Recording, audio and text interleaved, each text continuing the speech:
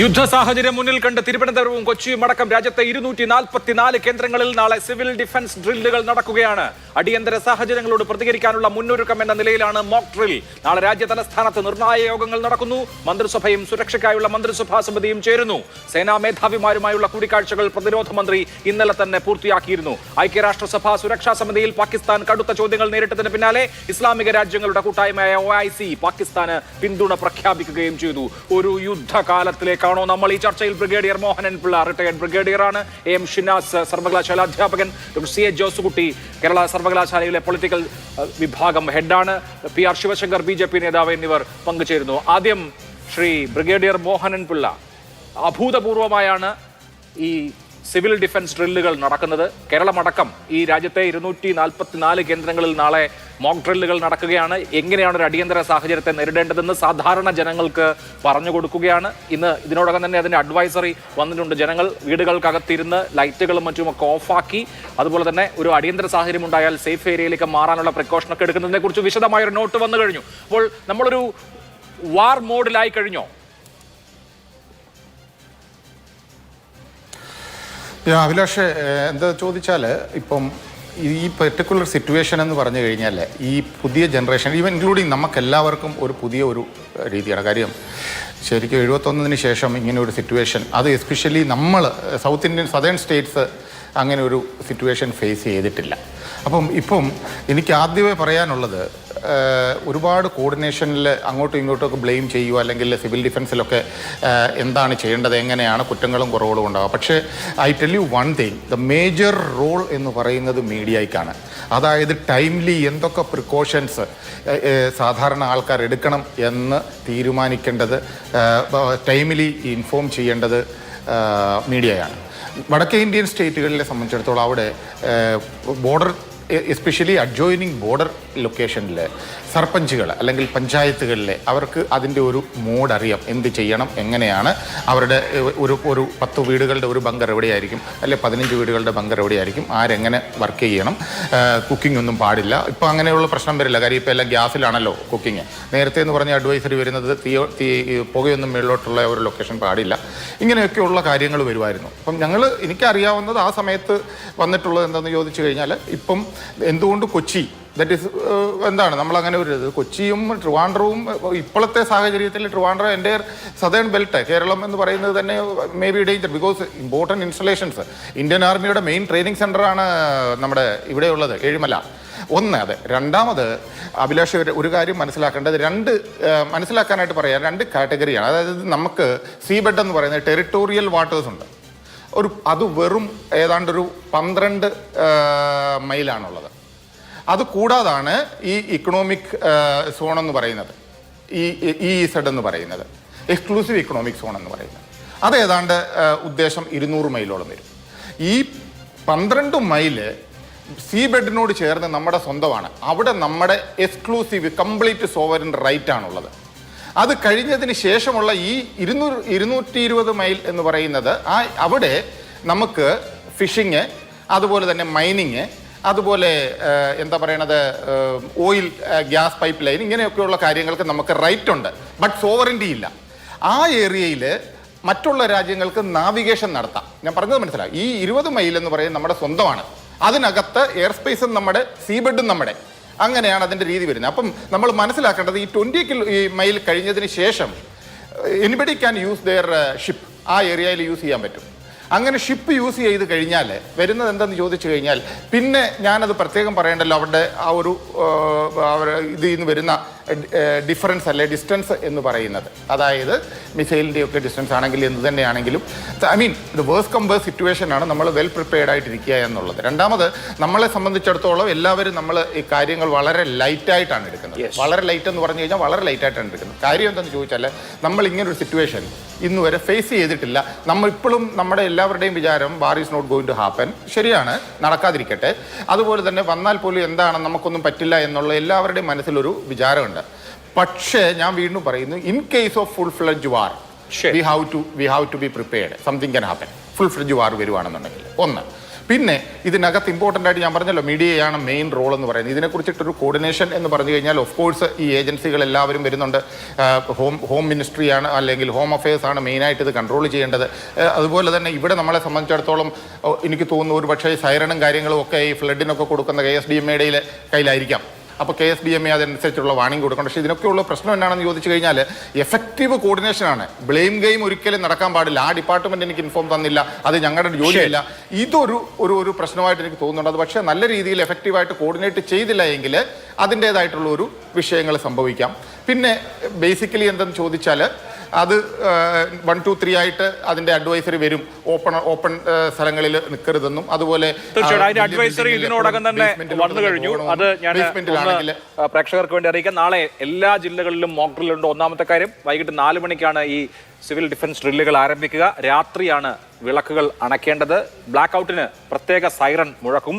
അതുപോലെ തന്നെ ഇപ്പോൾ ലൈറ്റുകൾ ഓഫാക്കേണ്ട സമയത്ത് ലൈറ്റുകൾ ഓഫാക്കണം. അടിയന്തര സാഹചര്യങ്ങളിൽ ലൈറ്റ് ഇടേണ്ടി വന്നാലും വെളിച്ചം പുറത്തേക്ക് കാണാത്ത വിധത്തിൽ അത് ക്രമീകരിക്കണം. ജനാലകളും മറ്റും മറയ്ക്കുകയോ കാർഡ്ബോർഡ് കൊണ്ട് മറ്റോ വെളിച്ചം പുറത്തേക്ക് പോകാതിരിക്കാനുള്ള സംവിധാനങ്ങൾ ഒരുക്കണം. ജനാലകൾക്ക് സമീപം മൊബൈൽ ഫോൺ ഉപയോഗിക്കുക അല്ലെങ്കിൽ ഏതെങ്കിലും തരത്തിൽ വെളിച്ചം പുറത്ത് കാണുന്ന സാഹചര്യം ഒഴിവാക്കുക എന്നുള്ളതാണ്. എല്ലാ പൊതുജനങ്ങളും മോക്ക് ഡ്രില്ലിൽ പങ്കാളികളാകണമെന്ന് തീരുമാനമുണ്ട്. ആരാധനാലയങ്ങളിലെ അനൗൺസ്മെന്റ് സംവിധാനങ്ങൾ ഈ മോക്ക് ഡ്രില്ലിന് വേണ്ടി ഉപയോഗിക്കും. റെസിഡൻസ് അസോസിയേഷനുകളിലും അതുപോലെ തന്നെ പഞ്ചായത്തുകളിലുമൊക്കെ വാർഡന്മാരുണ്ടാകും. ഈ മോക്ക് ഡ്രിൽ വാർഡന്മാരുണ്ടാകും.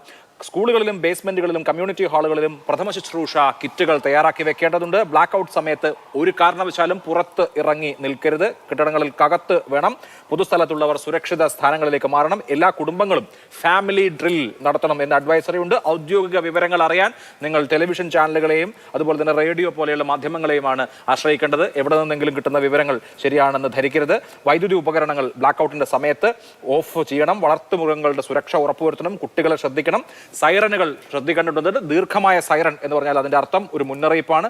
ചെറിയ സൈറൺ എന്ന് പറഞ്ഞാൽ സുരക്ഷിതമാണ് എന്നുള്ളതാണ്. ഇതാണ് ഇതുവരെ വന്നിട്ടുള്ള അറിയിപ്പുകൾ. ഇതനുസരിച്ച് സംസ്ഥാനത്തും നാളെ, കേരളത്തിലും നാളെ ഈ സിവിൽ ഡിഫൻസ് ഡ്രില്ലുകൾ നടക്കാൻ പോവുകയാണ്. നമ്മുടെ കാലഘട്ടത്തിൽ ഇത് വളരെ അപൂർവമായി തന്നെ സംഭവിച്ചിട്ടുള്ളതായത് കാരണം പുതിയ ഒരു കാര്യമാണ്. എന്തായാലും രാജ്യം ഒരു വാർ ഫൂട്ടിങ്ങിലാണ് എന്ന് പറയാം. യുദ്ധകാല അടിസ്ഥാനത്തിൽ നിന്ന് നമ്മൾ ഭാഷയിൽ പ്രയോഗിക്കാറുണ്ട്.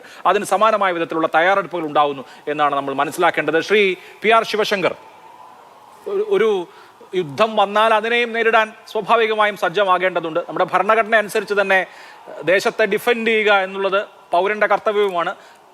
ദേശത്തെ ഡിഫെൻഡ് ചെയ്യേണ്ടത് സൈനികരോ അതിന് ചുമതലപ്പെട്ട ആളുകളോ മാത്രമല്ല. ഒരു അടിയന്തര സാഹചര്യത്തിൽ അത് എല്ലാ പൗരന്മാരും ചെയ്യേണ്ടതുമാണ്. ഇപ്പോൾ ഇങ്ങനെ ഈ തയ്യാറെടുപ്പ് നടത്തുന്നതിന്റെ ഉദ്ദേശം എന്തായിരിക്കാം?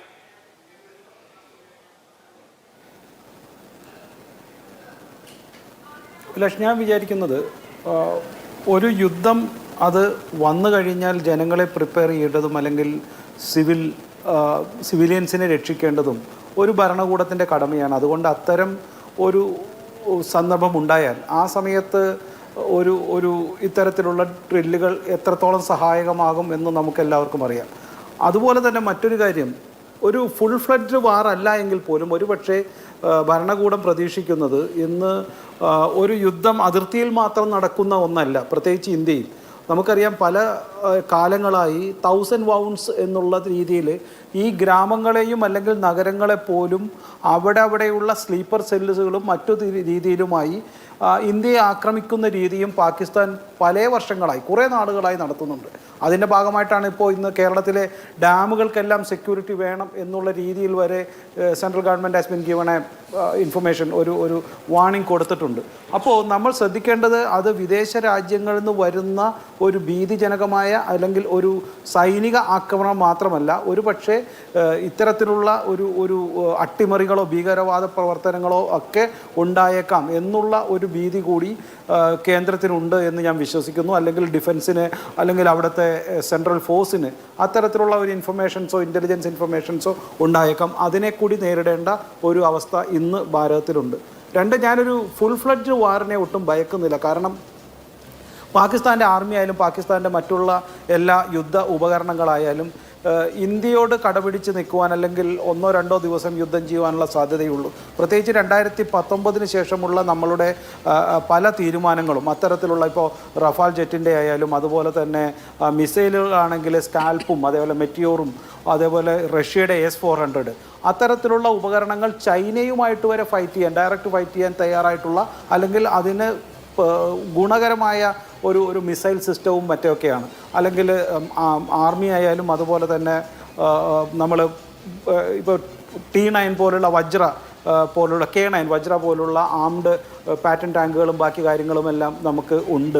അപ്പോൾ അതൊന്നും നമുക്ക് പ്രശ്നമല്ല. പക്ഷേ നമ്മളെ ഭയക്കുന്നത് ഇത്തരത്തിലുള്ള വല്ല ആക്രമണവും ഉണ്ടായാൽ സിവിലിയൻസിനെ രക്ഷിക്കുക, അനാവശ്യമായിട്ടുള്ള ഭീതി ഒഴിവാക്കുക, രക്ഷപ്പെടുവാനുള്ള ഒരു മാർഗങ്ങൾ ഓരോ വ്യക്തിയും കണ്ടുവയ്ക്കുക എന്നുള്ളതും നമുക്ക് പഠിച്ചിരിക്കേണ്ടതാണ്, അടിയന്തരമായി നടപ്പിലാക്കേണ്ടതാണ്. അതും ഒരു ജനതയുടെ രക്ഷയ്ക്ക് കേന്ദ്ര ഗവൺമെൻറ് അല്ലെങ്കിൽ ഏത് ഭരണകൂടവും അത് നടപ്പിലാക്കേണ്ടതാണ്. തീർച്ചയായിട്ടും സംസ്ഥാന ഗവൺമെൻറ്റിനും അതിൻ്റെ ഉത്തരവാദിത്തമുണ്ട്. അതുകൊണ്ട് ഇത്തരത്തിലുള്ള ഡ്രില്ലുകൾ, മോക്ക് ഡ്രില്ലുകളായാലും ഇത്തരത്തിലുള്ള ട്രെയിനിങ് ക്യാമ്പുകളായാലും പ്രത്യേകിച്ച് യുവാക്കൾക്കുള്ളതായാലും അത് നടപ്പിലാക്കണം എന്ന് തന്നെയാണ് എൻ്റെ വിശ്വാസം. അത് കൂടാണ്ട് നമ്മൾ മനസ്സിലാക്കേണ്ടത് ഇവിടെ ഒരുമിച്ച് നിൽക്കേണ്ടതിൻ്റെ ഒരു ആവശ്യകതയുണ്ട്. ഇത് ഒരു പക്ഷേ നമുക്കൊന്നും പരിചിതമല്ലാത്ത ഒരു ടെറൈനിലേക്ക് നമ്മൾ കയറുകയാണ്. ഈ രാജ്യത്തിൻ്റെ തന്നെ ഒരുപക്ഷെ ഒരു 80% ആളുകൾക്കും പരിചിതമല്ലാത്ത ഭാഗമാണ്. പ്രത്യേകിച്ച് നേരത്തെ സൂചിപ്പിച്ച പോലെ സൗത്ത് ഇന്ത്യൻസിൽ ഇത് അത്ര പരിചിതമല്ല. ഒരു പക്ഷേ നമ്മളുടെ കേരളവും അവരുടെ റഡാറിൽ നിന്ന് വളരെ അകലെ ആയിരിക്കാം. എങ്കിൽ പോലും ഈ രാജ്യം ഒരുമിച്ച് ഒറ്റക്കെട്ടായി ഒരു ശത്രുവിനെ നേരിടുമ്പോൾ, അല്ലെങ്കിൽ നമ്മളുടെ നിരപരാധികളായ ആളുകൾക്ക് ഈ രാജ്യത്തിൻ്റെ തന്നെ ഒരു ഭാഗത്ത് വെച്ച് ജീവൻ നഷ്ടപ്പെടുമ്പോൾ അതിനെ എങ്ങനെ പ്രതിരോധിക്കണമെന്ന് മാനസികമായി പ്രിപ്പയർ ചെയ്യുക കൂടി വേണം നമ്മൾ ഓരോരുത്തരും. കാരണം നാളെ നമ്മളായിരിക്കാം രാമചന്ദ്രനും, നമ്മളായിരിക്കാം ആ കാശ്മീരിൽ മരിച്ചു വീണ ഓരോ വ്യക്തികളും, അല്ലെങ്കിൽ നമ്മളുടെ കുടുംബക്കാരോ ആയിരിക്കാം. അതുകൊണ്ട് തീർച്ചയായും ഇതിന് തക്കതായി മറുപടി കൊടുക്കുമ്പോൾ അവിടെ എങ്ങനെയാണോ ഒരു ശത്രുരാജ്യം തങ്ങളുടെ ചുറ്റുമുള്ള രാജ്യങ്ങളെ കൂടി ഉൾപ്പെടുത്തിക്കൊണ്ട് തങ്ങൾക്കെതിരെ, നമ്മുടെ മാതൃരാജ്യത്തിനെതിരെ ഒരു ആക്രമണം അഴിച്ചുവിടുമെന്നത് അല്ലെങ്കിൽ അതിനുവേണ്ടി ശ്രമിക്കുന്നത്, അത്തരം ശ്രമങ്ങളെ പുറത്തുനിന്നും അകത്തുനിന്നും തടയുക എന്നുള്ളത് ഏതൊരു രാജ്യത്തിൻ്റെയും കടമയാണ്, ഏതൊരു സർക്കാരിൻ്റെയും കടമയാണ്, ഏതൊരു പൗരൻ്റെയും കടമയാണ്.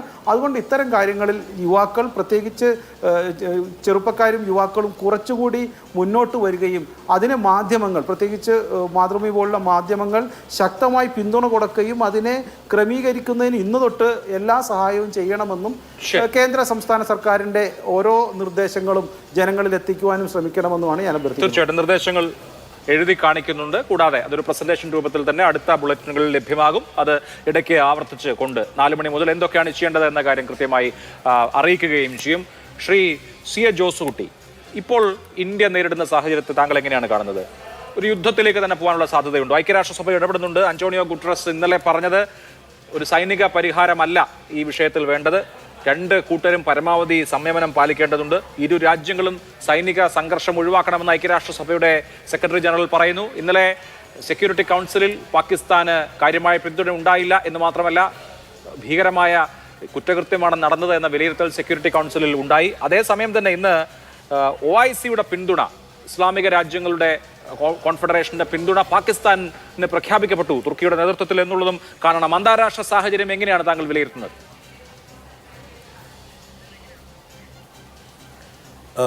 ഇതുവരെ അക്രമം കഴിഞ്ഞതിന് ശേഷം 10-15 പരം ദിവസമായെങ്കിലും 2 കൂട്ടരും, ഇന്ത്യയും പാകിസ്ഥാനും, പരസ്പരം വെല്ലുവിളിക്കുന്ന അല്ലെങ്കിൽ ഒരു സമ്മേളനത്തിലേക്ക് പോകുന്നതിൻ്റെതായിട്ടുള്ള സൂചനകളൊന്നും തന്നെ നേതൃത്വത്തിൻ്റെ സംസാരത്തിൽ ഉള്ളതായിട്ട് നമുക്ക് കാണുവാൻ കഴിയുന്നില്ല. ഇതിൻ്റെ തുടക്കം മുതൽ തന്നെ നമ്മൾ നമ്മുടേതായ പ്രശ്നങ്ങൾ, ഇതിന് പരിഹാരം ഉണ്ടാകണമെന്ന് പറയുമ്പോൾ എല്ലാം തന്നെ പാകിസ്ഥാനിൽ നിന്ന് കടുത്ത വെല്ലുവിളിയാണ്, അല്ലെങ്കിൽ അതിന് ഒരു ഉത്തരവാദിത്തപ്പെട്ട തരത്തിലുള്ള പരിഹാരമോ അല്ലെങ്കിൽ നിർദ്ദേശമോ അല്ല അവരുടെ ഭാഗത്തു നിന്നുണ്ടായിട്ടുള്ളത്. അതിനെയെല്ലാം തള്ളിക്കളയുന്ന, അതിനെയെല്ലാം വെല്ലുവിളിക്കുന്ന, അതൊന്നും നമ്മുടെ ഉത്തരവാദിത്തത്തിൽ പെട്ടതല്ല എന്ന് ആവർത്തിച്ച് പറയുന്ന ഒരു രീതിയാണ് പാകിസ്ഥാൻ അവലംബിച്ചിട്ടുള്ളത്. അപ്പോൾ അവിടെ ഒരു ഡിപ്ലോമസിയിലൂടെയുള്ളൊരു പരിഹാരത്തിൻ്റെ സാധ്യത അല്ലെങ്കിൽ ഒരു സംയമനത്തിൻ്റെ സാധ്യത നിലവിലൊട്ടും തന്നെ ഇല്ല. വീണ്ടും ഇന്ത്യയെ പ്രകോപിപ്പിക്കുന്ന രീതിയിൽ ഉള്ള പ്രകടനങ്ങൾ അല്ലെങ്കിൽ വാക്പോരാണ് പാകിസ്ഥാൻ്റെ ഭാഗത്തു നിന്നുള്ളത്. അപ്പോൾ നമ്മൾ മറ്റ് രാജ്യങ്ങളുടെ പ്രതികരണം പരിശോധിച്ചാലും അവിടെ എല്ലാവരും സംയമനം പാലിക്കണമെന്ന് പറയുമ്പോഴും പാകിസ്ഥാനും ഇന്ത്യയും ഒക്കെ തങ്ങളുടേതായിട്ടുള്ള നിലപാടുകൾ വിവിധ രാജ്യങ്ങളോട് വിശദീകരിക്കുകയും ഇന്ത്യയാണ് നിലവിൽ ഇപ്പോൾ നമുക്കാണ് നഷ്ടമുണ്ടായിരിക്കുന്നത്. പാകിസ്ഥാനെ സംബന്ധിച്ചിടത്തോളം യാതൊരു നഷ്ടവും ഉണ്ടായിട്ടില്ല. എന്നാൽ നമ്മുടെ ദുഃഖത്തിൽ പങ്കുചേരുവാനോ അതിന് പരിഹാരം കാണുവാനോ അതിനാവശ്യമായിട്ടുള്ള തെളിവുകൾ ഒരു അയൽപക്ക രാജ്യം എന്ന രീതിയിൽ തരുവാനോ തയ്യാറാകാത്തത് കൊണ്ട് അന്താരാഷ്ട്ര രാജ്യങ്ങളുടെ പ്രതികരണം ഒരു പരിഹാരത്തിലേക്ക് പോകുന്നതായിട്ട് കാണുവാനായിട്ട് നമുക്ക് കഴിയില്ല. പല രാജ്യങ്ങളും ഐക്യരാഷ്ട്രസഭയും അമേരിക്കയും അതുപോലെ മറ്റ് പല രാജ്യങ്ങളുമൊക്കെ ഇത് രമ്യമായി പരിഹരിക്കണമെന്ന് പറയുന്നുവെങ്കിലും യാതൊരു രീതിയിലുള്ള രമ്യമായ പരിഹാരത്തിനുള്ള സാധ്യതയും നിലവിൽ ഇല്ല. ഒരു ബ്രേക്ക് ത്രൂ നമുക്ക് ഉണ്ടാക്കുവാൻ കഴിഞ്ഞിട്ടില്ല. ഇതിൻ്റെ ഒരു പരിഹാരത്തിലേക്ക് പോകുന്നതായിട്ടുള്ള ഒരു സാധ്യതയും കാണുന്നില്ല. രണ്ട് രാജ്യങ്ങളിലും യുദ്ധത്തിന് തയ്യാറെടുക്കുന്ന അല്ലെങ്കിൽ എന്ത് അക്രമം ഉണ്ടായാലും അതിനെ നേരിടുവാൻ തക്ക രീതിയിലുള്ള പ്രതികരണങ്ങളാണ് വന്നിട്ടുള്ളത്. അപ്പോൾ സ്വാഭാവികമായും ഒരു ഡിപ്ലോമാറ്റിക് പരിഹാരം, ചർച്ചയിലൂടെയുള്ളൊരു പരിഹാരത്തിൻ്റെ വാതിലുകൾ ഒന്നും തന്നെ തുറന്ന് കിടക്കുന്നില്ല. പാകിസ്ഥാൻ്റെ ഭാഗത്ത് നിന്ന് കൃത്യമായിട്ടുള്ള വിട്ടുവീഴ്ചയോ അല്ലെങ്കിൽ ഇത് പരിഹരിക്കാനുള്ള ശ്രമം മാത്രമേ സൈനിക പരിഹാരം അനിവാര്യമാവുകയുമാണ് എന്ന് നമുക്ക് സാമാന്യമായി മനസ്സിലാക്കേണ്ടി വരും. ഷെയ്ം ഷിനാസ്, ഇപ്പോൾ ഐക്യരാഷ്ട്രസഭയുടെ സെക്രട്ടറി ജനറൽ പറഞ്ഞതുകൊണ്ടോ അല്ലെങ്കിൽ മറ്റ് അന്താരാഷ്ട്ര സമ്മർദ്ദം കൊണ്ടോ യുദ്ധം ഒഴിവാവാനുള്ള സാധ്യതയുണ്ടോ? ഒരു ഫുൾ ഫ്ലഡ്ജ് വാർ ഇതിനോടകം ആരും പ്രതീക്ഷിക്കുന്നില്ല എങ്കിൽ പോലും നമ്മൾ ആ ഒരു വാർ ഫൂട്ടിങ്ങിലാണ്, അല്ലെങ്കിൽ അത് അങ്ങനെ ഉണ്ടാകുമെന്ന ഒരു ആന്റിസിപ്പേഷനിൽ തയ്യാറെടുക്കുകയാണ്. അപ്പോൾ എന്തായിരിക്കും അടുത്തത് എന്ന് തോന്നുന്നു? ഇന്നിപ്പോൾ OICയുടെ പാകിസ്ഥാനുള്ള പിന്തുണ പ്രതീക്ഷിതമാണോ അപ്രതീക്ഷിതമാണോ? ഇന്ത്യ നമുക്കറിയാം ഗൾഫ് രാജ്യങ്ങൾ അടക്കമുള്ള രാജ്യങ്ങളുമായി, സൗദി അറേബ്യയുമായി, UAEയുമായി ഒക്കെ വളരെ അടുത്ത ബന്ധം ഇപ്പോഴും പുലർത്തിക്കൊണ്ടിരിക്കുന്ന സമയത്ത് OIC പാകിസ്ഥാനൊപ്പം നിൽക്കുന്നതിൽ അത്ഭുതമുണ്ടോ?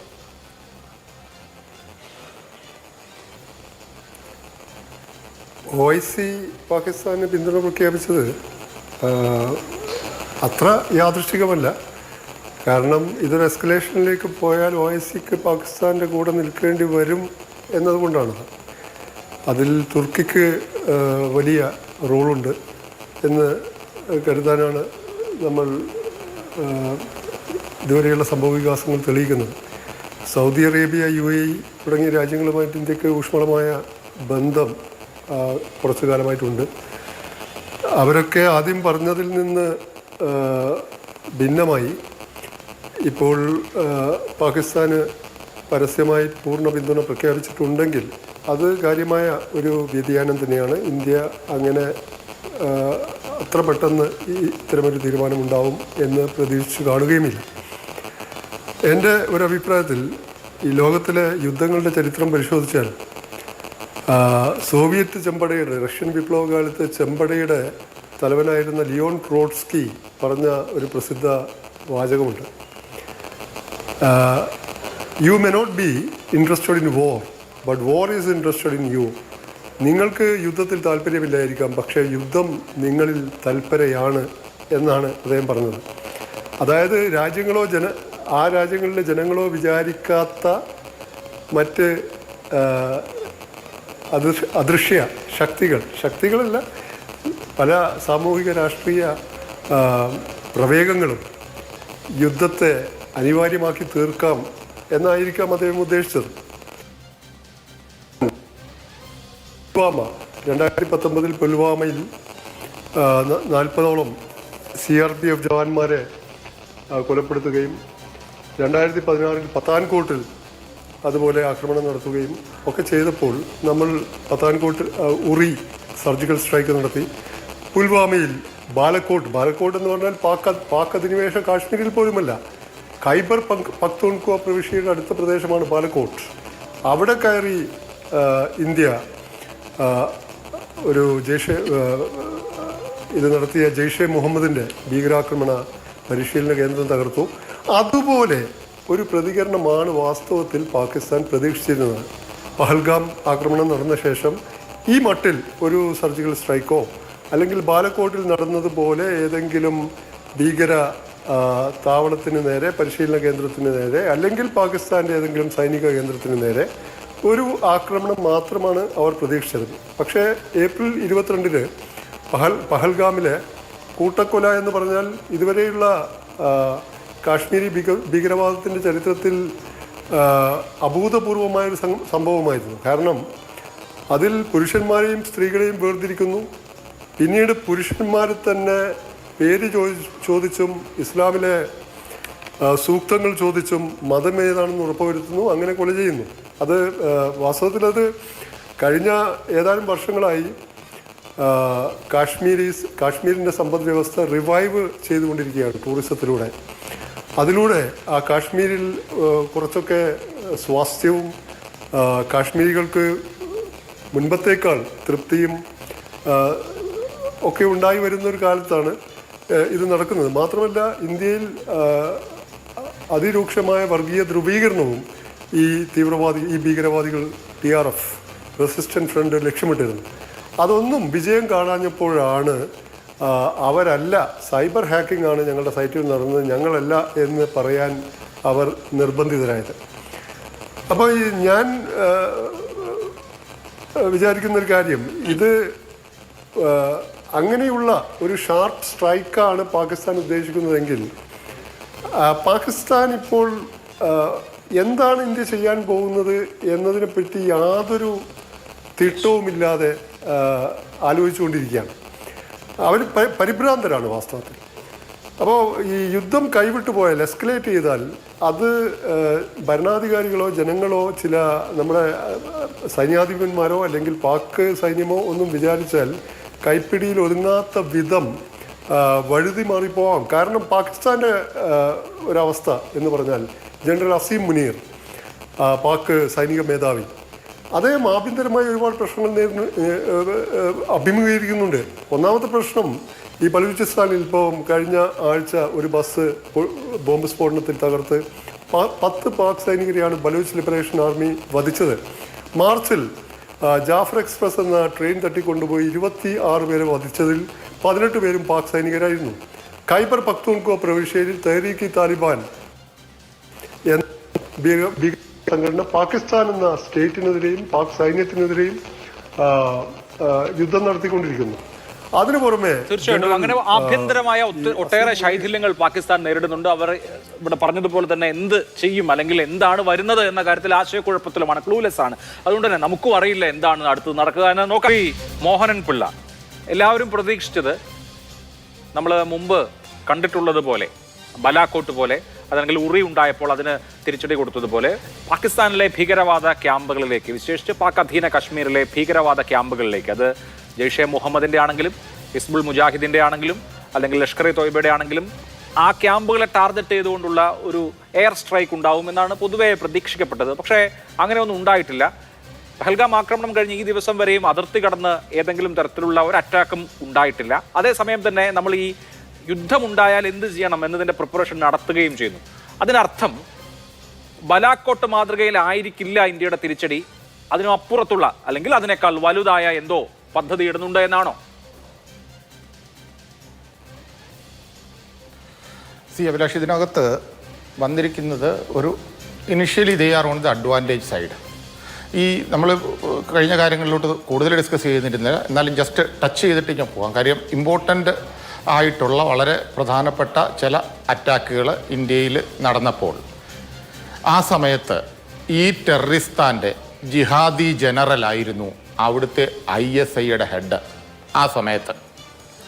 അതിനുശേഷമാണ് ഇമ്രാൻഖാൻ ഈ ജിഹാദിയെ പാകിസ്ഥാൻ്റെ ടെററിസ്ഥാൻ്റെ ജനറലാക്കുകയും പിന്നീട് ഈ ജിഹാദി തന്നെ അൺറിലയബിളായിട്ട് ഇദ്ദേഹത്തിൻ്റെ, അതായത് ഇമ്രാൻഖാൻ്റെ വൈഫിനെ എതിരായിട്ട് എന്തോ ആരോപണം വന്ന് അത് പബ്ലിക് ഡൊമൈനിലിടുകയും ക്രിട്ടിസൈസ് ചെയ്യുകയും ചെയ്ത്, അതുകൂടാതെ ഇപ്പോൾ ലേറ്റസ്റ്റായിട്ട് നമ്മൾ കണ്ടു ഈ ഇമ്രാൻഖാൻ എവിടെയാണ് ഈ ജിഹാദി ജനറൽ കാരണം എന്ന്. അപ്പം ഒരു കാരണവശാലും നമ്മൾ അണ്ടർ എസ്റ്റിമേറ്റ് ചെയ്യരുത്. ഈ ഇൻസിഡൻറ്റ് നടത്തുമ്പോൾ അതിന് മുമ്പ് തന്നെ അവർ പ്രതീക്ഷിക്കുന്ന ഒരു ബാലാക്കോട്ടോ അല്ലെങ്കിൽ അവർ പ്രതീക്ഷിക്കുന്ന ഒരു സർജിക്കൽ സ്ട്രൈക്കോ, അതിനൊക്കെ ബാക്ക്ഗ്രൗണ്ട് ഹോംവർക്ക് നല്ലതുപോലെ ചെയ്തിട്ട് ആ ഒരു രീതി കവറപ്പ് ചെയ്തിട്ടാണ് ഈ ജിഹാദി ജനറൽ ഇവിടെ ഈ ആക്രമണം കാണിച്ചത്. That we know very well. ഇല്ല എന്നുണ്ടെങ്കിൽ ഇമ്മീഡിയറ്റ് ആയിട്ട് നമ്മൾ ആ ടാർഗറ്റ് തീർത്തേനെ. അത് ആ ഒരു സിറ്റുവേഷനാണ്. അവരത് നല്ലതുപോലെ കവറപ്പ് ചെയ്തു വെച്ചു. ഈ ജിഹാദി ജനറലാണ് അതിൻ്റെ കീ പോയിന്റ് എന്ന് പറയുന്നത്. പിന്നെ എന്തുകൊണ്ട് നമ്മൾ ആ ഒരു ടാർഗറ്റ് നമ്മുടെ, അതായത് ഇത് രണ്ടും രണ്ട് രീതിയിലാണ് അഭിലാഷയെ കാണേണ്ടത്. കാര്യം ഇന്റർനാഷണൽ കമ്മ്യൂണിറ്റിയിൽ ഇന്ത്യക്കുള്ള ഒരു പേര്, അത് ഞാൻ വീണ്ടും വീണ്ടും റിപ്പീറ്റ് ചെയ്ത് പറയുന്നില്ല. വി ആർ ഓൾവേസ്, അതായത് ഇന്റർനാഷണൽ കമ്മ്യൂണിറ്റിയെ കയ്യിലെടുത്തത് കൊണ്ട്, എല്ലാവരെയും വിശ്വാസത്തിലെടുത്തുകൊണ്ട് ഒരു സിവിലിയൻ കാഷ്വാലിറ്റിക്കും അല്ലെങ്കിൽ സിവിലിയൻസിൻ്റെ നാശം നമ്മൾ ആഗ്രഹിക്കാതെ ടെററിസ്റ്റുകളെ മാത്രം എയിം ചെയ്ത്, അതാണ് ഇന്ത്യക്ക് ഇപ്പോഴും ഒരു സപ്പോർട്ട് കിട്ടിക്കൊണ്ടിരിക്കുന്നത്. നേരെ മറിച്ച് ഇനിയും വരാൻ പോകുന്നത് നെക്സ്റ്റ് സിറ്റുവേഷൻ എന്ന് പറഞ്ഞു കഴിഞ്ഞാൽ നമുക്ക് ആ രീതിയിൽ ചിന്തിക്കാൻ പറ്റില്ല. നമ്മൾ ഒരു കാരണവശാലും, ഇവൻ കാർഗിലിൽ പോലും ഒരു കാരണവശാലും നമ്മൾ ടെററിസ്ഥാൻ്റെ LOC നമ്മൾ ക്രോസ് ചെയ്തിട്ടില്ല. അതിന് LOC ക്രോസ് ചെയ്യുമായിരുന്നുണ്ടെങ്കിൽ ഈ കാർഗിലൊക്കെ 2 അല്ല 3 ദിവസം കൊണ്ട് തീർക്കാമായിരുന്നു. എന്നിട്ടും അന്നത്തെ ഗവൺമെന്റിന്റെ ക്ലിയർ കട്ടായിട്ടുള്ള ഡയറക്ഷനും ഇന്റർനാഷണൽ കമ്മ്യൂണിറ്റിയിൽ നമുക്കുള്ള ആ ഒരു സ്വീകാര്യതയും വെച്ച് LOC ക്രോസ് ചെയ്തില്ല. ഇപ്പോൾ LOC ക്രോസ് ചെയ്യാൻ കാര്യം LOC ഇല്ല എന്ന് ടെററിസ്ഥാൻ തന്നെ ഡിക്ലെയർ ചെയ്ത് കഴിഞ്ഞു. അപ്പോൾ ആ ഒരു ആംഗിളിലോട്ട് പോവുക.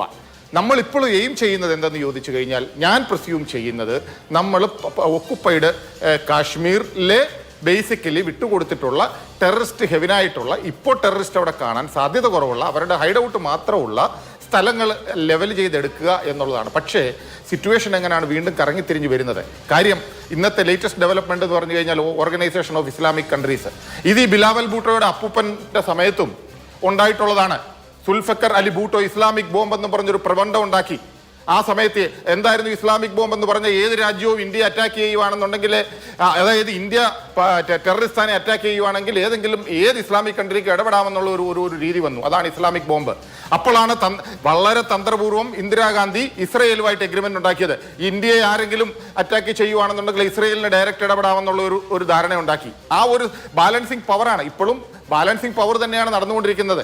ഇപ്പം ഇസ്ലാം ഈ OIC ബോംബ് എന്നൊക്കെ പറയുന്നത് അത്ര എഫക്റ്റീവ് അല്ല. റീസൺ ബീയിങ് ഇക്വേഷൻസ് മാറി. കാര്യം എല്ലാ രാജ്യങ്ങൾക്കും സസ്റ്റൈനബിലിറ്റിയാണ്, അവരുടെ ഡെവലപ്മെന്റ്സ് ആണ് കൂടുതൽ നോക്കുന്നത്. വാർമോങ്കറിംഗ് അല്ലെങ്കിൽ യുദ്ധത്തിലോട്ട് എടുത്തിയാടാൻ ആർക്കും താല്പര്യമില്ല.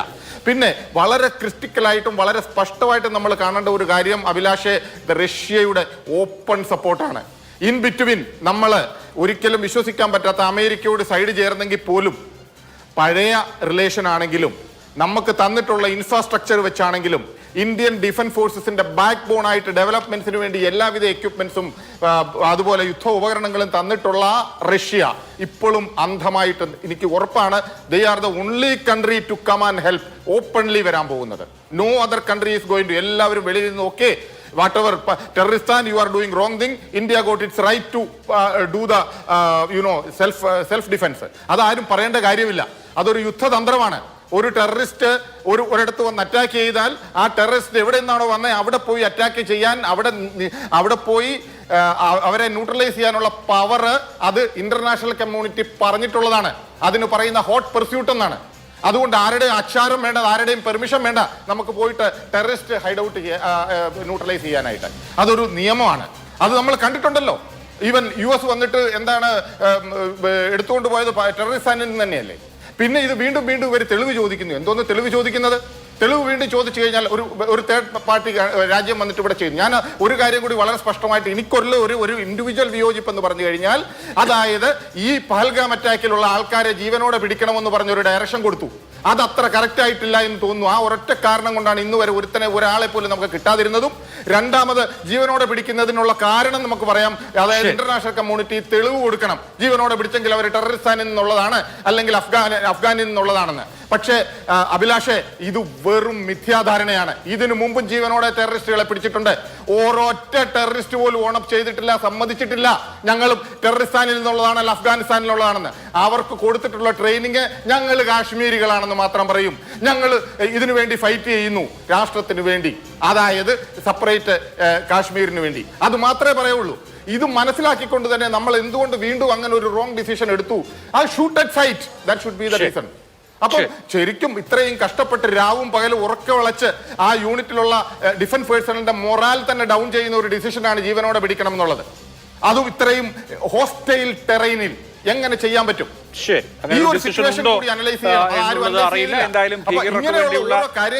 തുടരുകയാണ്. ശ്രീ PR ശിവശങ്കർ, ഒന്ന്, അന്താരാഷ്ട്ര സമൂഹം യുദ്ധം ഒഴിവാക്കാൻ ആഗ്രഹിക്കുന്നുണ്ട്. ഇന്നലെ വ്ളാഡിമിർ പുടിൻ പ്രധാനമന്ത്രി നരേന്ദ്രമോദിയെ വിളിക്കുകയും പിന്തുണ പ്രഖ്യാപിക്കുകയും ചെയ്തിട്ടുണ്ട്.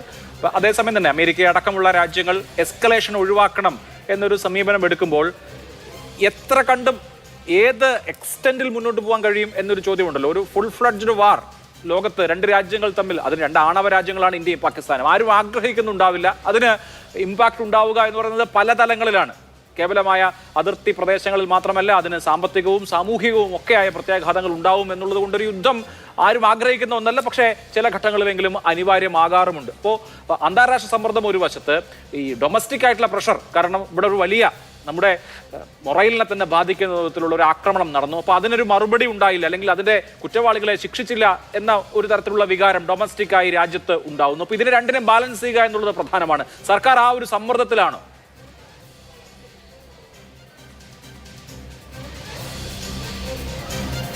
നോക്കൂ അഭിലാഷ്, ഇത് യുദ്ധമുണ്ടാകരുത് എന്നുള്ള ആഗ്രഹം ഭൂരിപക്ഷം രാജ്യങ്ങൾക്കുമുണ്ട് എങ്കിൽ പോലും ചില രാജ്യങ്ങൾക്കെങ്കിലും യുദ്ധമുണ്ടാകുന്നത് നല്ലതാണ് എന്ന ആഗ്രഹവും ഉണ്ടാകും എന്ന് ഞാൻ വിശ്വസിക്കുന്നു. ഞാൻ അതിന് നിരത്തുന്ന കാരണങ്ങൾ അല്ലെങ്കിൽ ന്യായങ്ങൾ നമുക്കറിയാം. ഇന്ന് ഒരു പാകിസ്ഥാൻ എന്നുള്ള രാജ്യം, ആ രാജ്യത്തിൻ്റെ നിലനിൽപ്പ് ഇന്ന് വളരെ അപകടകരമാണ്. അതിൻ്റെ സാമ്പത്തികമായ സ്ഥിതി നമുക്കറിയാം. അതിൻ്റെ മറ്റ് ഇൻറ്റേർണൽ കോൺഫ്ലിക്ട്സ്, ബാലൂചിസ്ഥാൻ പോലെയുള്ള, ഇവിടെ ദീർഘമായിട്ട് വിശദീകരിച്ചു, അതുകൊണ്ട് ഞാൻ പറയുന്നില്ല. അത്തരത്തിൽ ഇൻറ്റേർണൽ കോൺഫ്ലിക്റ്റ് ധാരാളമുണ്ട്. അതുകൊണ്ട് തന്നെ അവിടുത്തെ സാമ്പത്തിക സ്ഥിതി വളരെ തകർന്ന് തരിപ്പണമായി കിടക്കുകയാണ്. അതുകൊണ്ട് തന്നെ OIC പോലുള്ള, ഇപ്പോൾ നിങ്ങൾ സൂചിപ്പിച്ച പോലെ OIC പോലുള്ള രാജ്യങ്ങളിൽ നിന്നുള്ള വരുമാനം കിട്ടുവാനും അവർക്ക് പിടിച്ചു നിൽക്കുവാനും അവർക്ക് ഇനിയും ഒരു യുദ്ധം ആവശ്യമാണ് എന്ന ചിന്താഗതി ഉണ്ട് എന്ന് മനസ്സിലാക്കിയാൽ തെറ്റില്ല എന്ന് ഞാൻ വിശ്വസിക്കുന്നു. അതിനവർക്ക് ഇന്ത്യയെ വീണ്ടും ആക്രമിക്കാം. ഇത് ഇന്ന് നടന്ന കുറച്ച് നാൾക്ക് മുമ്പ് നടന്ന ആക്രമണം, അതും മറ്റൊന്നും ഇന്ത്യയുടെ ഭാഗത്തുനിന്ന് എന്തെങ്കിലും തിരിച്ചടി ഉണ്ടായിട്ടോ അല്ലെങ്കിൽ ആക്രമണം ഉണ്ടായിട്ടോ അല്ലല്ലോ. അപ്പോൾ ഏകപക്ഷീയമായി ഇന്ത്യയെ ആക്രമിച്ചുകൊണ്ട് തങ്ങൾക്ക് ഒരു മുസ്ലിം രാജ്യങ്ങളുടെ പിന്തുണ സംഘടിപ്പിച്ചുകൊണ്ട് തങ്ങൾക്ക് തങ്ങളുടെ എക്കണോമിയും തങ്ങളുടെ രാജ്യത്തിൻ്റെ സുസ്ഥിരതയും നടപ്പിലാക്കുവാനുള്ള പാകിസ്ഥാൻ്റെ ഒരു തന്ത്രം, അതിൻ്റെ ഭാഗമായിട്ട് വീണ്ടും ഇന്ത്യയെ കടന്നാക്രമിക്കുക, ഞങ്ങൾക്ക് എന്തെങ്കിലും ഇത്തരത്തിൽ, ഇപ്പോൾ അവർ 2-3 ദിവസം മുമ്പ് തന്നെ പറഞ്ഞിരുന്നു the Rafale jet has been cross the border. അതുപോലെ തന്നെ മറ്റുള്ള ചില ആണവ ആയുധങ്ങൾക്ക് വേണ്ടിയുള്ള ശ്രമം, അവർക്ക് ആണവായുധമുണ്ടെങ്കിലും അത് ക്യാരി ചെയ്യാനുള്ള മിസൈൽസോ അല്ലെങ്കിൽ അത്തരത്തിലുള്ള കാര്യങ്ങളോ ഇല്ല എന്ന് നമുക്കറിയാം. അപ്പോൾ അതുകൊണ്ട് ആണവ യുദ്ധമല്ല എനിക്ക് ഭയം. പക്ഷേ ഇത്തരത്തിൽ ഇന്ത്യയെ കടന്നാക്രമിച്ചുകൊണ്ട് ഇന്ത്യയിലെ ഇത്തരത്തിലുള്ള ഇന്ത്യയിൽ നിന്ന് ആക്രമണം ഉണ്ടാകുമെന്ന് പറഞ്ഞുകൊണ്ട് സാമ്പത്തിക ഭദ്രത തൽക്കാലമെങ്കിലും ഉണ്ടാക്കുകയും അതുപോലെ തന്നെ രാജ്യത്തിനകത്തൊരു ഏകീകരണം, ശത്രുക്കളിൽ നിന്നുള്ള ഒരു രക്ഷ, ഇന്റേണൽ ശത്രുക്കളിൽ നിന്നുള്ള രക്ഷ, ആഭ്യന്തര ശത്രുക്കളിൽ നിന്നുള്ള രക്ഷയും ഒരുപക്ഷെ പാകിസ്ഥാൻ ആഗ്രഹിക്കുന്നുണ്ടാകാം.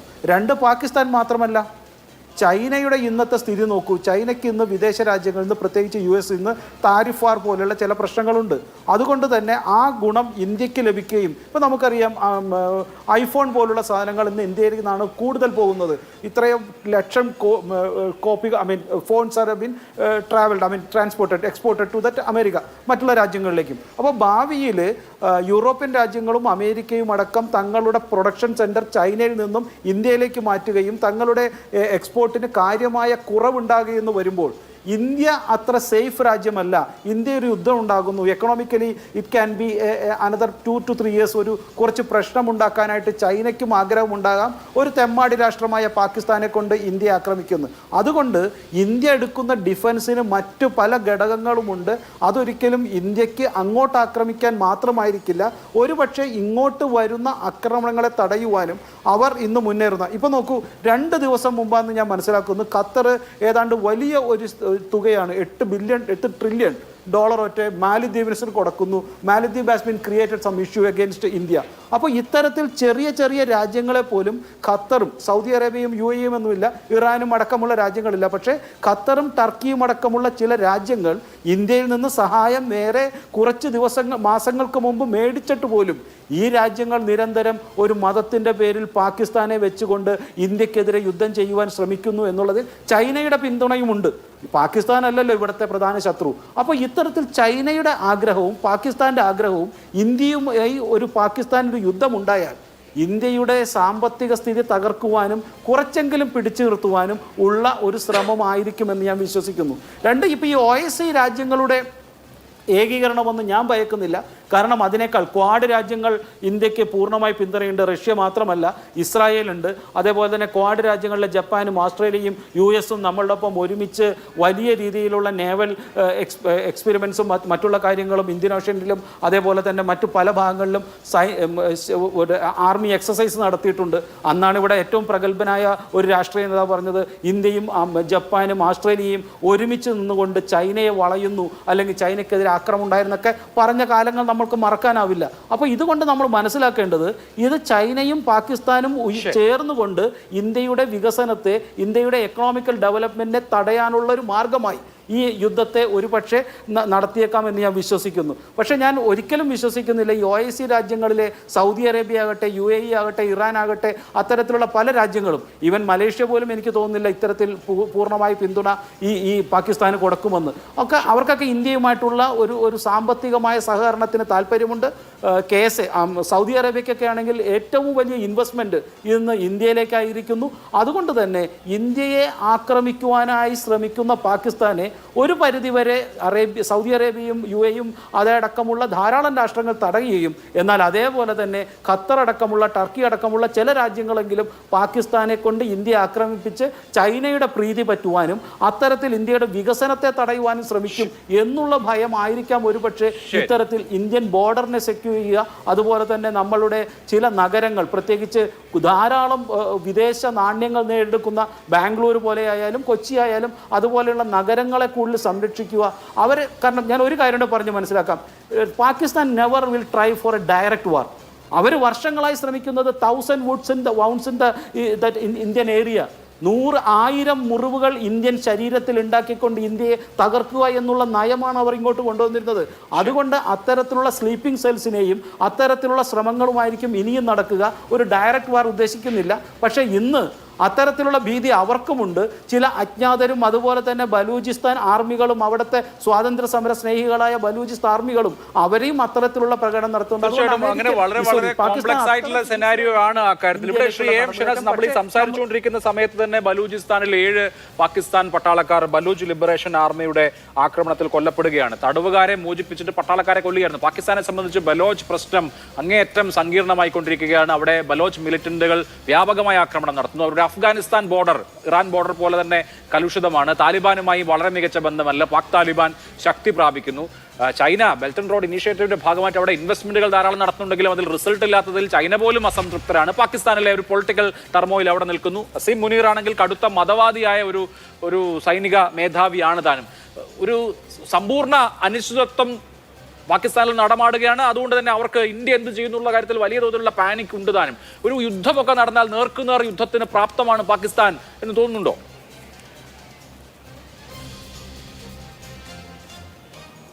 ഒരു നേർക്കുനേർ ഒരു ഫുൾ ഫ്ലഡ്ജ്ഡ് വാർ ഒരിക്കലും നടക്കില്ല എന്നാണ് ഞാൻ കരുതുന്നത്. അതിന് പ്രത്യേകം ഒരു സമീപകാല ഉദാഹരണം ഞാൻ പറയാം. 2019 ഇന്ത്യ പുൽവാമ ആക്രമണത്തെ തുടർന്ന് ബാലക്കോട്ടിൽ 12 മിറാഷ് വിമാനങ്ങളും ഒക്കെ കൂടിയാണ് ബാലക്കോട്ടിലെ ജെയ്ഷെ മുഹമ്മദ് ഭീകര ക്യാമ്പ് തകർത്തത്. അതിൻ്റെ പിറ്റേന്ന് ഉണ്ടായ സംഭവമാണ് അത് മൈക്ക് പോംപിയോ, അന്നത്തെ US സ്റ്റേറ്റ് സെക്രട്ടറി ആയിരുന്ന മൈക്ക് പോംപിയോയുടെ ഒരു ഓർമ്മക്കുറിപ്പ് 2023 ജനുവരിയിൽ ഇറങ്ങുകയുണ്ടായി. അതിൻ്റെ തലക്കെട്ട് never give N inch fighting for the America I love എന്നാണ്. 1 ഇഞ്ച് പോലും വിട്ടുകൊടുക്കരുത്, ഞാൻ സ്നേഹിക്കുന്ന അമേരിക്കക്ക് വേണ്ടിയുള്ള പോരാട്ടം എന്ന് വിശേഷിപ്പിക്കാം. അതിൽ അമേരിക്ക സൗദി അറേബ്യ ബന്ധം, അമേരിക്ക ഇറാൻ, അതുപോലെ നോർത്ത് കൊറിയ, എല്ലാ കാര്യങ്ങളുമുണ്ട്. കൂട്ടത്തിൽ ഒരു കാര്യം കൂടി പറയുന്നുണ്ട്. ബാലക്കോട് ആക്രമണം നടക്കുന്നത് 2019 ഫെബ്രുവരി 26-നാണ്. പുൽവാമ ആക്രമണം നടക്കുന്നത് ഫെബ്രുവരി 14-നാണ്. അപ്പോൾ 10-12 ദിവസം കഴിഞ്ഞ് ബാലക്കോട്ടിൽ തിരിച്ചടിച്ചു.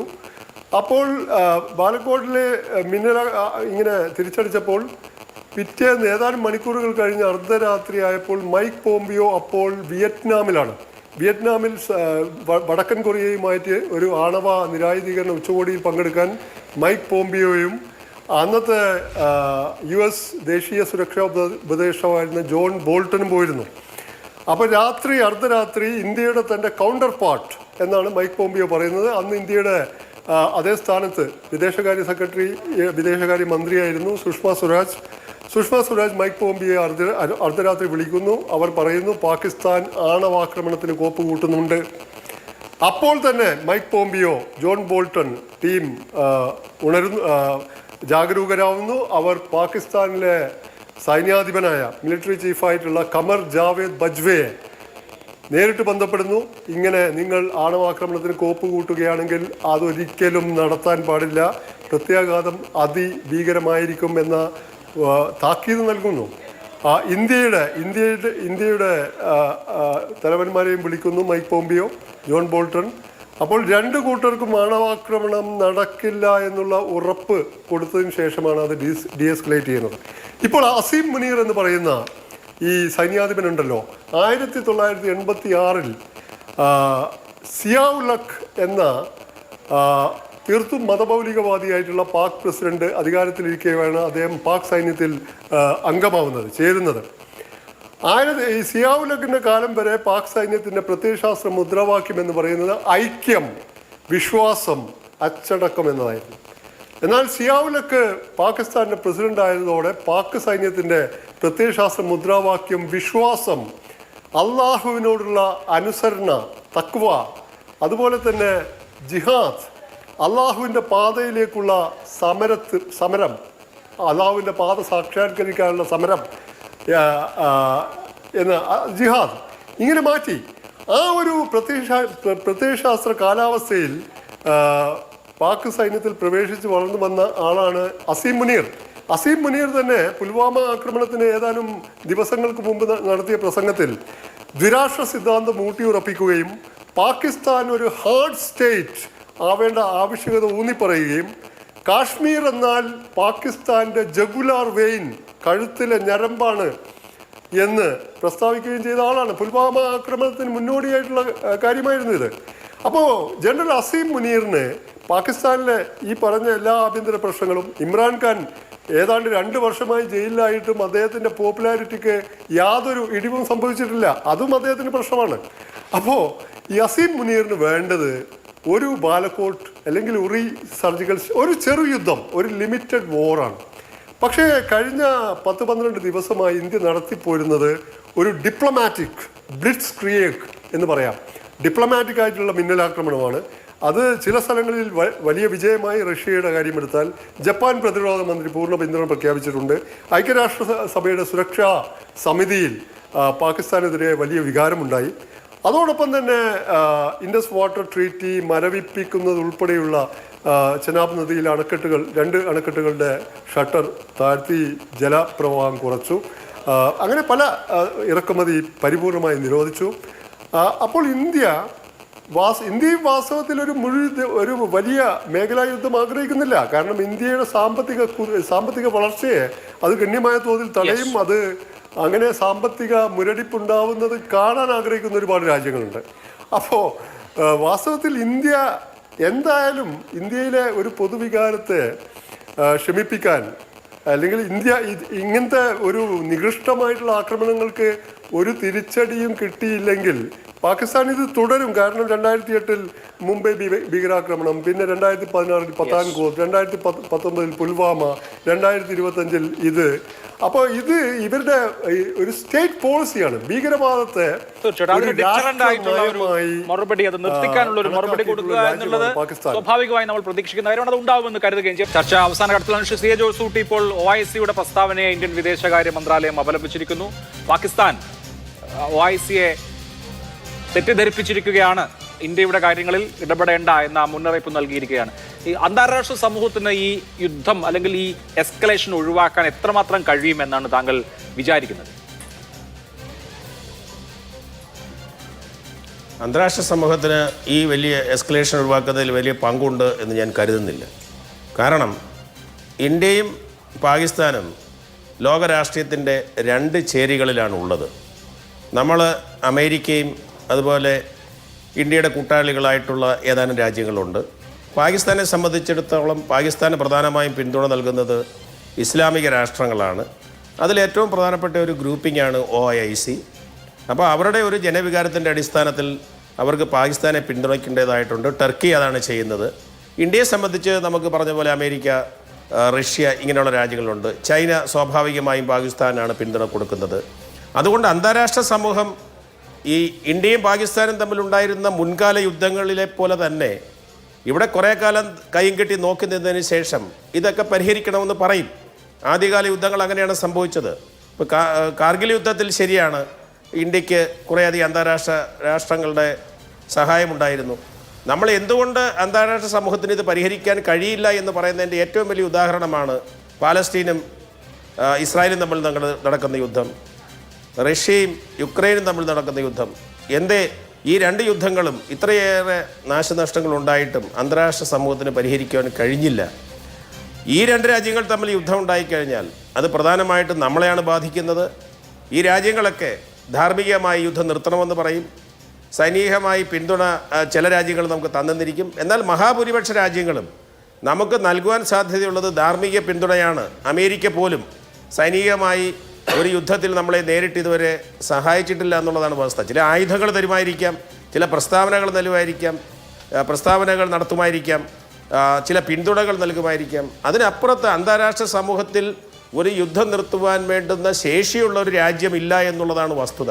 അപ്പോൾ അമേരിക്ക പണ്ട് ഇത്തരം കാര്യങ്ങളിലൊക്കെ ഇടപെട്ട് അവരുടെ ഒരു ശക്തി ഉപയോഗിച്ചുകൊണ്ട് അങ്ങനെ ഇടപെടുന്ന ഒരു സാഹചര്യം ഉണ്ടായിരുന്നു. പക്ഷേ അവരൊരിക്കലും ഇന്ത്യ പാകിസ്ഥാൻ ബന്ധത്തിൽ വളരെ കൃത്യമായിട്ടൊരു ഇടപെടൽ നടത്തിയിട്ടില്ല. കുറേ ദിവസങ്ങൾ യുദ്ധം ചെയ്യുമ്പോൾ അതിൻ്റെ ഫലമായിട്ടുള്ള ഒരു പരിഹാരത്തിലേക്ക് അത് പോകും. രണ്ടു കൂട്ടരും ഒന്നുകിൽ മടുത്തിട്ട് നിർത്തും, അല്ലെങ്കിൽ ലിമിറ്റഡ് ആയിട്ടുള്ള ഒരു വാർ എക്സ്ചേഞ്ചിലൂടെ അത് നിർത്തും. അല്ലാതെ അന്താരാഷ്ട്ര സമൂഹത്തിൽ ഈ പ്രശ്നം പരിഹരിക്കുന്നതിന് ഒരു പരിധിക്കപ്പുറത്ത് കഴിയുമെന്ന് ഞാൻ കരുതുന്നില്ല. അതുകൊണ്ടാണ് അവരുടെ പ്രസ്താവനകൾ ഇവിടെ നിൽക്കുന്നത്. മാത്രമല്ല, ഇന്ത്യയുടെ നിലപാടെന്താണ്? നമ്മൾ രണ്ടുമുള്ള പ്രശ്നത്തിൽ, ഇന്ത്യയും പാകിസ്ഥാനും തമ്മിലുള്ള പ്രശ്നത്തിൽ മറ്റ് രാജ്യങ്ങൾ മധ്യസ്ഥത വഹിക്കുന്നതിനോട് നമ്മൾ യോജിക്കുന്നില്ല എന്നുള്ളതാണ് നമ്മുടെ ഒരു പ്രധാനപ്പെട്ട നിലപാട്. നിലപാട്. എന്തായാലും നാളത്തെ ദിവസം വളരെ നിർണായകമാണ്. നാളെ ക്യാബിനറ്റ് ചേരുന്നു, ക്യാബിനറ്റ് കമ്മിറ്റി ഓൺ സെക്യൂരിറ്റീസ് ചേരുന്നു. അപ്പോൾ വളരെ നിർണായകമായ തീരുമാനങ്ങൾ ഒരുപക്ഷെ ഉണ്ടായേക്കാം. ജനങ്ങൾക്ക് വേണ്ടി നാളെ സിവിൽ ഡിഫൻസ് ഡ്രില്ലുകൾ നടക്കുകയാണ്. കേരളത്തിലും ഉണ്ടാകും. സിവിൽ ഡിഫൻസ് ഡ്രില്ലിന് വേണ്ടി എന്തൊക്കെ കാര്യങ്ങളാണ് നമ്മൾ ഓരോരുത്തരും ചെയ്യേണ്ടത് എന്ന് അതിനുള്ള അഡ്വൈസർ ഇറങ്ങിക്കഴിഞ്ഞിരിക്കുന്നു. അത് നിങ്ങൾക്ക് സ്ക്രീനിൽ കാണാം, അടുത്ത ബുള്ളറ്റിനിലും കാണാം. വളരെ നന്ദി. ചർച്ചയിൽ പങ്കെടുത്ത 4 പേർക്കും. സൂപ്പർ പ്രൈം ടൈം അവസാനിക്കുന്നു. നമസ്കാരം.